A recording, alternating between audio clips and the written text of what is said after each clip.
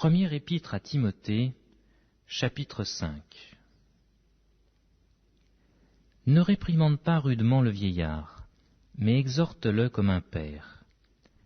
Exhorte les jeunes gens comme des frères, les femmes âgées comme des mères, celles qui sont jeunes comme des sœurs en toute pureté.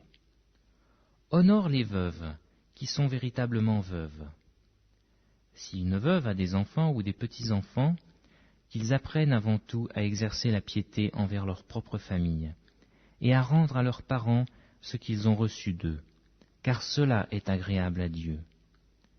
Celle qui est véritablement veuve et qui est demeurée dans l'isolement met son espérance en Dieu et persévère nuit et jour dans les supplications et les prières. Mais celle qui vit dans les plaisirs est morte, quoique vivante. Déclare-leur ces choses, afin qu'elles soient irréprochables.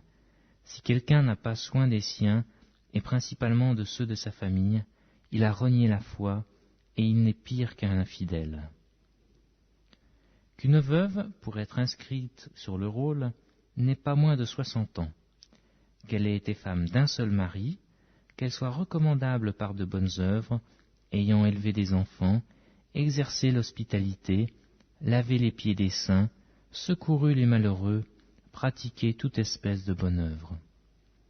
Mais refuse les jeunes veuves, car lorsque la volupté les détache de Christ, elles peuvent se marier et se rendre coupables de ce qu'elles violent leur premier engagement.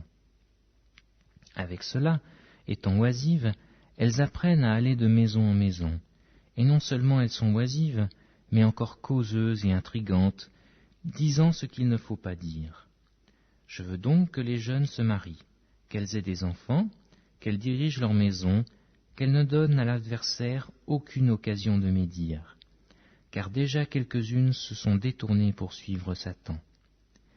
Si quelque fidèle, homme ou femme, a des veuves, qu'il les assiste, et que l'Église n'en soit point chargée, afin qu'elle puisse assister celles qui sont véritablement veuves. Que les anciens qui dirigent bien soient jugés dignes d'un double honneur, surtout ceux qui travaillent à la prédication et à l'enseignement. Car l'Écriture dit « Tu ne muselleras point le bœuf quand il foule le grain », et l'ouvrier mérite son salaire. Ne reçois point d'accusation contre un ancien, si ce n'est sur la déposition de 2 ou de 3 témoins. Ceux qui pêchent, reprends-les devant tous, afin que les autres aussi éprouvent de la crainte. Je te conjure devant Dieu, devant Jésus-Christ et devant les anges élus, d'observer ces choses sans prévention, et de ne rien faire par faveur. N'impose les mains à personne avec précipitation, et ne participe pas au péché d'autrui.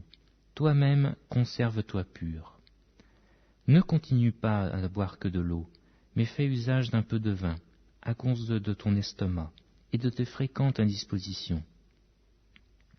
Les péchés de certains hommes sont manifestes, même avant qu'on les juge, tandis que chez d'autres, ils se découvrent que dans la suite. De même, les bonnes œuvres sont manifestes, et celles qui ne le sont pas ne peuvent rester cachées.